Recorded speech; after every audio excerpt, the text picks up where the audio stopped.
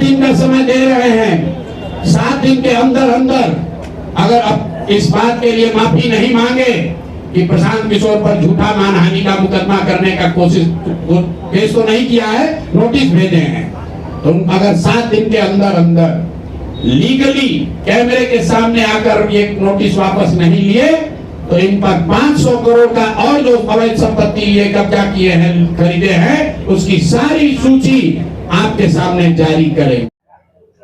Hello नमस्कार, you watching दी लोकलेंस। मैं हूं आपके साथ वैष्णवी। बिहार में मुख्यमंत्री नीतीश कुमार के जो सबसे करीबी मंत्री हैं, बात करें अशोक चौधरी की, तो उनको लेकर के प्रशांत किशोर ने पहले बड़ा खुलासा किया और बताया कि किस तरीके से 200 करोड़ के घोटाले में उनका नाम है, जमीन उन्होंने खरीद रखी है।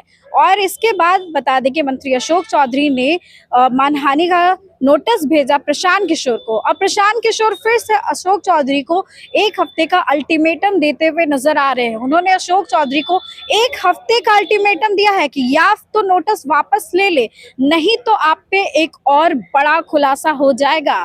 इस बार जो है 200 करोड़ नहीं बल्कि 500 करोड़ का खुलासा करेंगे अशोक चौधरी को लेकर के। प्रशांत किशोर ने किस तरीके से धमकी दी है, अल्टीमेटम दिया है, आप उनका पूरा बयान सुनें। तो आपने सुना मंत्री अशोक चौधरी को लेकर के प्रशांत किशोर का क्या कहना है। टाइम लिमिट भी है, 500 करोड़ की बातें भी। उनका साफ कहना है कि हमारे पास सारे डॉक्यूमेंट्स हैं, डॉक्यूमेंट्स के साथ, पूरे प्रूफ के साथ उनकी पोल खोल करके रखेंगे और ऐसे में उन्हें इस्तीफा भी दे देना चाहिए, ये लगातार वो मांग कर रहे हैं। प्रशांत किशोर के खुलासे से बिहार की राजनीति में हड़कंप मचा हुआ है। बात समझने की कोशिश करिए। मुख्यमंत्री नीतीश कुमार काफी लंबे समय से मुख्यमंत्री पद पर बने हुए हैं। अशोक चौधरी काफी ज्यादा उनके करीबी है, कहा जाता है कि काफी मानते भी अशोक चौधरी को। और अशोक चौधरी को लेकर के जब ऐसे ऐसे बयान सामने आ रहे हैं, ऐसे ऐसे खुलासे हो रहे हैं, तो फिर कहीं ना कहीं भूचाल जो है वो मच सकता है और इलेक्शन जो आने वाले हैं उसमें काफी ज्यादा प्रभाव पड़ेगा। फिलहाल इस खबर में बस इतना ही। आपको क्या लगता है प्रशांत किशोर के खुलासे को लेकर के? अपनी जो प्रतिक्रिया है कमेंट सेक्शन में जरूर दें और चैनल को सब्सक्राइब करें, वीडियो को लाइक करें। धन्यवाद। होनी चाहिए और 100 करोड़ का मानहानि का नोटिस भेजे थे। आज डर के मारे शायद कहे हैं कि अब आगे एक हम कानूनी कार्रवाई नहीं करेंगे, तो 5 दिन के अंदर अंदर आधिकारिक तौर पर लीगल नोटिस वापस ले और नहीं लेंगे तो इन पर 500 करोड़ का और घोषणा करेंगे। नोट कर लो भाई, 200 करोड़ पर घबराए हुए है ना, ये 500 करोड़ का और अवैध संपत्ति जो खरीदा है अशोक चौधरी ने अलग अलग नाम से। 7 दिन का समय दे रहे हैं। 7 दिन के अंदर अंदर अगर अब इस बात के लिए माफी नहीं मांगे कि प्रशांत किशोर पर झूठा मानहानि का मुकदमा करने का कोशिश केस तो नहीं किया है, नोटिस भेजे हैं, तो अगर 7 दिन के अंदर अंदर लीगली कैमरे के सामने आकर ये नोटिस वापस नहीं लिए तो इन पर 500 करोड़ का और जो अवैध संपत्ति ये कब्जा किए हैं, खरीदे हैं, उसकी सारी सूची आपके सामने जारी करेंगे। एकदम इनको चुनौती दे रहे हैं भाई। 200 पर दिए हैं, 200 किए थे, 500 करोड़ का इनका पेपर तैयार है। पिछले 8 महीनों में इन्होंने 20,000 करोड़ से ज्यादा का कॉन्ट्रैक्ट दिया है।